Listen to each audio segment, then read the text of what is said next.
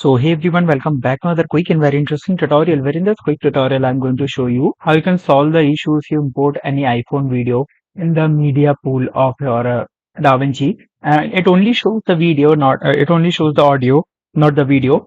Now there's a quick fix for that. That means your system does not support HEVC video codec. Now in order to get that codec, just simply open any of the browser on your system, and here you need to search for HEVC extension.